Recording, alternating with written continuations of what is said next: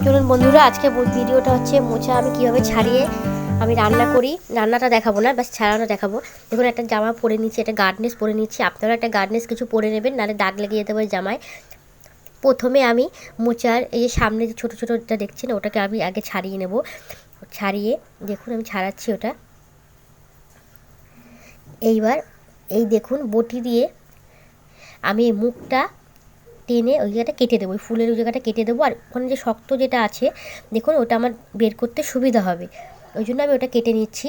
এইবার এর ভিতরে একটা শক্ত একটা দেখুন পাপড়ির মতন আছে, ওটা সেদ্ধ হয় না, ঠিক আছে। আর ওই একটা লম্বা একটা পাপড়ি আছে ডান্ডা মতন, ওটা আমি বের করে নিচ্ছি। আর পাপড়িগুলো আমি বের করে নিচ্ছি। দেখুন প্রত্যেকটা আমি পাপড়ি বের করে নিচ্ছি আর ওইগুলো বের করে নিচ্ছি। আপনারা অবশ্যই মোচা ছাড়ানোর সময় যারা যারা জানেন না তাদের বলছি, তারা আপনার এই পাপড়িটা আর লম্বা যে ফুলটা আছে একটা শক্ত, ওটা সিদ্ধ হতে চায় না, ওই জন্য ওটা আপনারা বের করে নেবেন।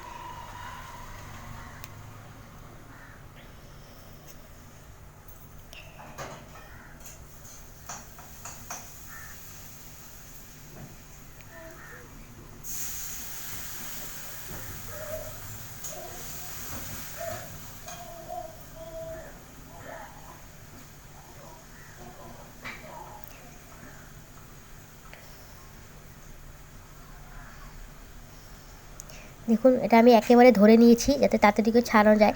একেবারে এটা ধরে নেবেন, একটা একটা করে খুলবেন না ডান্ডা থেকে, তাহলে পরে অসুবিধা হবে। একেবারে ওটা পুরো হাতের মধ্যে কভার করবেন, করে তারপর ওটাকে ধরে টেনে আস্তে করে টান দেবেন। দেখুন লম্বা লম্বা ফুলের ডান্ডিটা বেরিয়ে আসবে। আমার বড়িটা অনেক ধার তো ওই জন্য বেরাচ্ছে না, বাট আমি পরে ওটা চেষ্টা করেছি, পরে ওটা বেরিয়ে গেছে। এইবার দেখুন আমি একেবারেই ধরে রেখে দিয়েছি ওটা। এবার পাপড়িগুলো আমি ফেলছি, ফেলে আর যেগুলো যেগুলো আমার লম্বা ডান্ডা বেরায়নি সেইগুলো আমি এখন টেনে বের করে দিচ্ছি। ওটা কিন্তু আমি যারা যারা জানেন না তাদেরকে আমি আবার বলছি, অতি অবশ্যই আপনারা ওই ডান্ডাটা ফেলবেন, না হলে পরে ওটা সিদ্ধ হবে না, মুখের মধ্যে পড়বে। আর ওই পাপড়িটা ফেলবেন।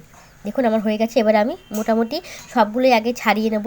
ছাড়িয়ে ওইটা দেখুন ওগুলো আমি ছাড়িয়ে নিচ্ছি সবগুলোই একেবারে। কিন্তু দেখুন ছাড়িয়ে আমি ধরে কিন্তু পাপড়িটাকে ফেলছি। আপনাদের বলছি বারবার করে, আপনারা ওটা ধরে আগে পাপড়িটাকে একেবারে ওই দেখুন আমি একটু ব্যান্ড করেছি যাতে পাপড়িটা ফুলে উঠেছে, পাপড়িটাকে আমি ফেলে দিচ্ছি, এটা সুবিধা হচ্ছে।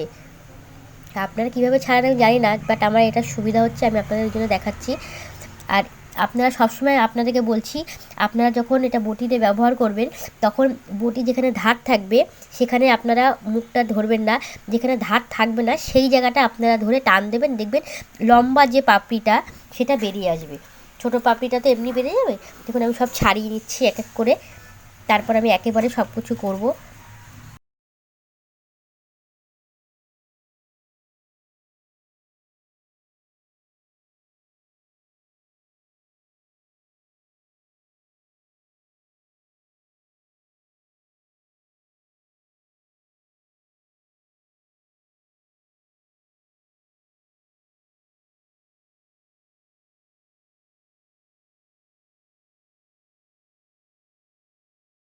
শক্তগুলো ছাড়ানো হয়ে গেছে। এইবার যেটা দেখতে পাচ্ছেন এটা একদমই কচি, এটা আমি আর ছাড়াবো না, এটা আমি পুরোটাই কুচিয়ে দেবো। দেখুন আপনাদেরকে বলছি যারা যারা জানেন না, একদম যখন খোসা ছাড়ানো হয়ে যাবে, দেখুন একদম নরম থাকবে, আপনি নখটা দিচ্ছেন, নখটা ঢুকে গেছে, তখন মনে করবেন ওটা কচি, ওটা সেদ্ধ হয়ে যাবে। দেখুন ওইটাকে আমি পুরোটাই কুচিয়ে দিচ্ছি, আমি কিছু ছাড়াচ্ছি না, ওটাকে পুরোই আমি কুচিয়ে দেবো ওর ভেতরে।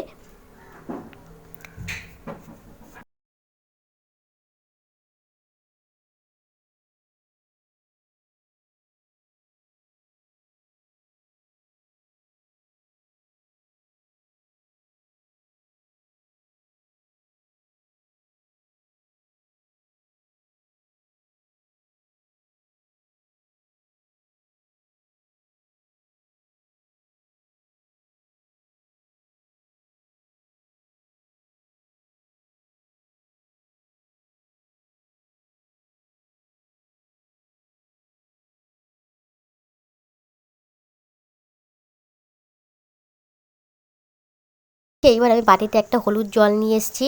আগেই বলছি যারা যারা জানেন না, মোচা কিন্তু কেটে রাখবেন না, মোচা দাগ হয়ে যাবে। একটা পাত্রের মধ্যে আপনারা হলুদ দিয়ে জলটা ভিজিয়ে রাখবেন, তার মধ্যে মোচাটা কেটে রাখবেন, তাহলে মোচার কষটা বেরোবে। আর আরেকটা কথা বলি, এটা কিন্তু তেতো মোচা। হলুদ জলে পারলে একটু চুন যদি থাকে চুনও একটু দিয়ে দিতে পারেন, জলের মধ্যে ভিজিয়ে কিছুক্ষণ রাখবেন, তারপর ভালো করে চটকে জল ফেলে দেবেন, একটু তেতো লাগবে না।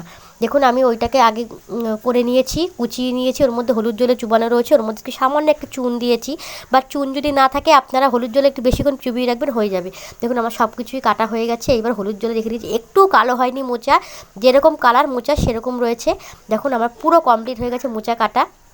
এইবার আমি এটা কিছুক্ষণ ভিজানোর পর এটা আমি সেদ্ধ করে তারপর আমি রান্না করব। প্লিজ আপনারা যারা জানেন না তারা আপনারা ট্রাই করে দেখবেন এইভাবে কেটে।